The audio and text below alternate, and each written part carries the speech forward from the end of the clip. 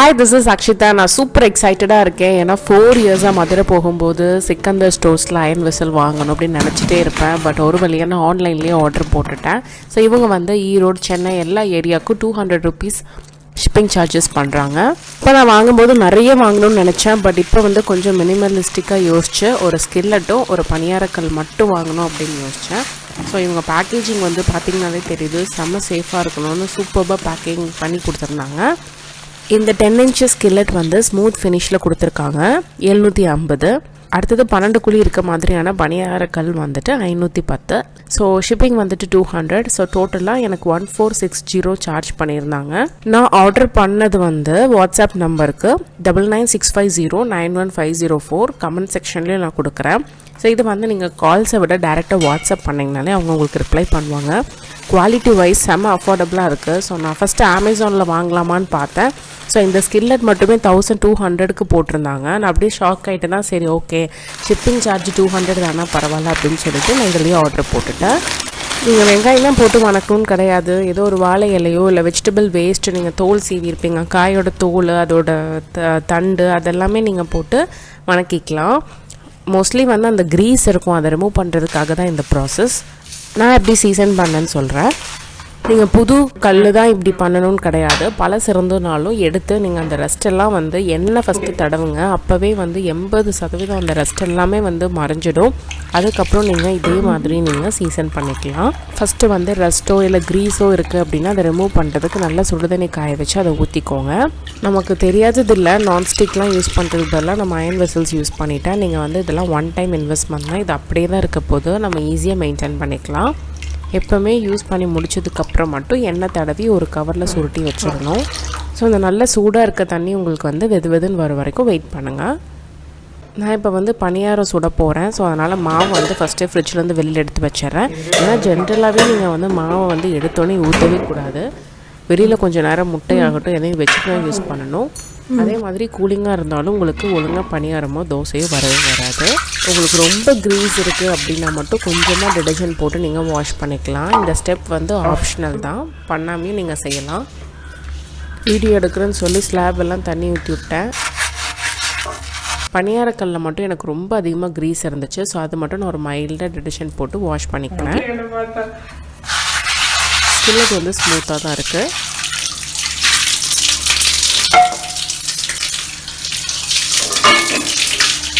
அடுத்தது என்னோடய ஃபேவரெட் வந்து கடலை மாவு. நான் வந்து தலைக்கு போடுறதுக்காக அரைச்சி வச்சுருக்கேன்.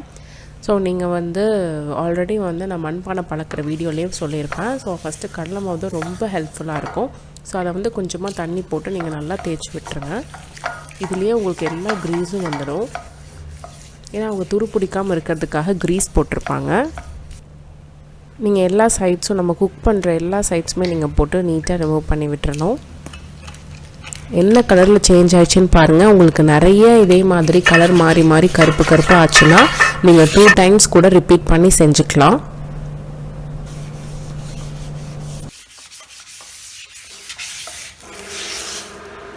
அடுத்தது இதுதான் வந்து நம்ம நான்ஸ்டிக்காக மாற்ற போகிறோம். என்னென்னா கொஞ்சமாக வந்து நல்லெண்ணெய் விட்டுக்கோங்க. அது கூடவே கொஞ்சமாக தூள் உப்பு போட்டு நீங்கள் அந்த தண்ணி ஈரத்தோடையே சேர்ந்து ஒரு சின்ன லேயர் மாதிரி அந்த உப்பு கரையிற வரைக்கும் நீங்கள் தேய்ச்சி விட்டுறணும். எப்போவுமே இரும்புக்கல் பழக்கிறதுக்கு நல்லெண்ணெய் யூஸ் பண்ணுங்கள், நல்லா ஒட்டாமல் வரும்.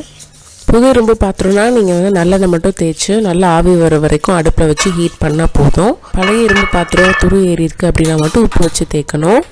ஏன்னா எங்கள் தாத்தா ஹோட்டலில் யூஸ் பண்ண தோசைக்கல்லை எங்கள் அம்மா எனக்கு கொடுத்தாங்க. இன்னும் அதில் தான் நாங்கள் தோசை ஊற்றிட்டுருக்கோம். இதே மெத்தட் தான் தோசைக்கல்லும். நீங்கள் அந்த உப்பை தடவிட்டு நல்லெண்ணெய் ஊற்றி நல்லா தேய்ச்சி விட்டுட்டு நீங்கள் அடுப்பில் சூடு பண்ணி தோசை ஊற்றும் போது சூப்பராக வரும். இந்த மெத்தட் ஃபாலோ பண்ணாலே நம்ம சப்பாத்திக்குன்னு தனி கல் வச்சுருக்கவே வேண்டியதில்லை. நம்ம கடலமாவு போட்டு நல்லா தேய்ச்சி விட்டனால இப்போ வந்து டிஷ்யூ பேப்பர் எல்லாமே வந்து கிளியராக தான் இருக்குது, அழுக்கு எதுவும் வரலை. ஸோ க்ரீஸ் எல்லாமே நம்ம ரிமூவ் பண்ணியாச்சு. உங்களுக்கு சாட்டிஸ்ஃபை ஆகலைன்னா வாழை இலை இல்லைன்னா ஏதாவது வெஜிடபிள் வேஸ்ட், காய்கறியோட தோல், காம்பு இதெல்லாம் போட்டு வணக்கி கீழே போட்டுட்டு அப்புறமா நம்ம சமையலுக்கு யூஸ் பண்ணிக்கலாம். இதை வந்து நம்ம அப்படியே அடுப்பில் வைக்கணும். அடுப்பில் வந்து வச்சுட்டு எண்ணெய் ஃபஸ்ட்டு தோசை ஏன் வராது அப்படின்னா அதில் எண்ணெய் அதிகமாக இருந்துச்சுனாலே நமக்கு வந்து தோசை தலாவும் போது வரவே வராது.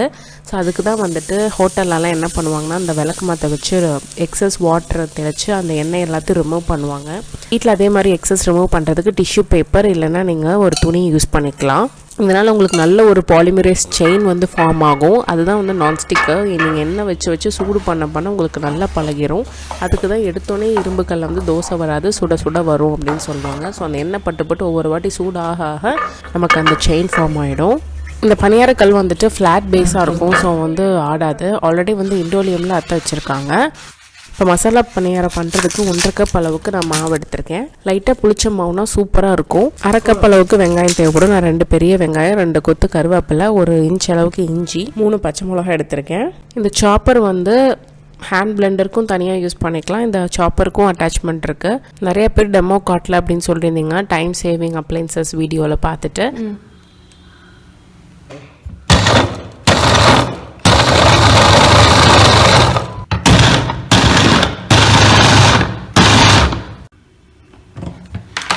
உங்களுக்கு எந்த சைஸில் வேணுமோ அப்போ நீங்கள் ஸ்டாப் பண்ணிக்கலாம். இப்போ ஸ்கில்லெட்டில் தான் நான் இதை வணக்கிறேன். உங்களுக்கு சாட்டிஸ்ஃபைடாகவே இல்லை அப்படின்னா வேணால் அதில் ஒரு தோசையை ஊற்றிட்டு நீங்கள் வேணால் தூரம் போட்டுடலாம். பட் எனக்கு இது வந்து க்ளீன் ஆயிடுச்சு. இதை வந்து தாளிக்கிறது வந்து நான் தேங்காய் எண்ணெயில் தாளிக்கிறேன். மசாலா பணியாரத்துக்கு தேங்காய் எண்ணெயில் தாளித்து எனக்கு ரொம்ப பிடிக்கும். நீங்கள் என்ன வேணால் யூஸ் பண்ணிக்கலாம்.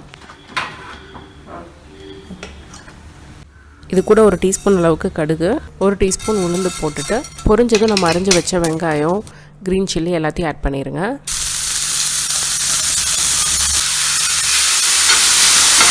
இப்போ தேவையான அளவு உப்பு போட்டு ஒரு 2 மினிட்ஸ் நல்லா க்ரன்ச்சியாக இருக்கும் போதே ஆஃப் பண்ணிடலாம். இதை நீங்கள் வணக்கும் போது அவ்வளோ ஃப்ளேவர் இருக்கும். இதை மாவில் சேர்த்து நீங்கள் கலந்துடுங்க. கரெக்டான கன்சிஸ்டன்சி இருக்கணும். ரொம்ப திக்காகவும் இருக்கக்கூடாது, மாவு தண்ணி மாதிரி இருக்கக்கூடாது. ஸோ அதுக்கு தகுந்த மாதிரி தண்ணி ஊற்றி கலந்துக்கலாம். இப்போ பனியாரக்கல் சூடானோடனே நம்ம ஊற்றிடணும். ஃபஸ்ட்டு பனியாரம் மட்டும் எனக்கு ஒழுங்காகவே வரலை, அடுத்தது நல்லா வந்துருச்சு. ஏன்னா பனியாரம் எடுக்கிறதுக்கு ஃபஸ்ட்டு ட்ரிக் பார்த்திங்கன்னா, நீங்கள் கரண்டியில் எடுத்து ஊற்றாமல் ஒரு சின்ன டம்ளரில் ஊற்றிக்கிட்டிங்கன்னா நீங்கள் எல்லா குழியும் நீங்கள் சீக்கிரம் ஃபில் பண்ணிடலாம். நம்பர் 2 வந்துட்டு மேல் மாவு வந்து வேகிறதுக்குள்ளேயே திருப்பி போட்டுடணும். அப்போ தான் நல்ல ஷேப் வரும். இந்த சிம்பிள் கோகனட் சட்னி சூப்பராக இருக்கும். இந்த மசாலா பனியாரத்துக்கு 1 கப் அளவுக்கு நான் வந்து தேங்காய் எடுத்திருக்கேன். இது கூட 2லேருந்து 3 வரமிளகா, 3 பல் பூண்டு, ஒரு சின்ன பீஸ் புளி, 1 கொத்து கருவேப்பிலை, தேவையான அளவு உப்பு சேர்த்துக்கோங்க. இது கூட தேவையான அளவு தண்ணி விட்டு நம்ம அரைச்சிக்கலாம். இது ரொம்ப சிம்பிள் ஆனால் சூப்பராக இருக்கும்.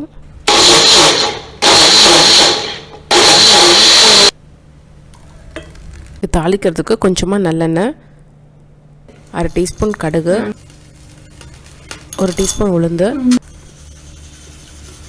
பொரிஞ்சதும் அடுப்பு ஆஃப் பண்ணிவிட்டு 1 கொத்து கருவேப்பிலையும் 1 சின்ன வரமிளகாயும் போட்டு நீங்கள் தாளித்து கொட்டிடுங்க.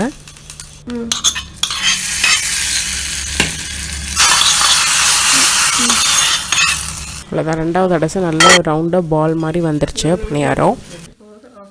இந்த மசாலா பனியாரமும் கோகனட் சட்னியும் நீங்கள் ட்ரை பண்ணி பார்த்துட்டு எப்படி இருக்குன்னு சொல்லுங்கள்.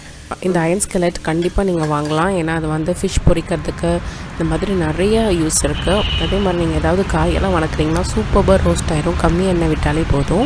இரும்பு பாத்திரத்தில் வச்சு தான் சமைச்சிங்கன்னா சும்மாவே அலாசி வச்சுட்டு தேவைப்பட்டால் எண்ணெய் தடவி அதுக்கப்புறம் நீங்கள் அப்படியே ஸ்டோர் பண்ணலாம் ஒரு கவரில் சுற்றி வச்சு.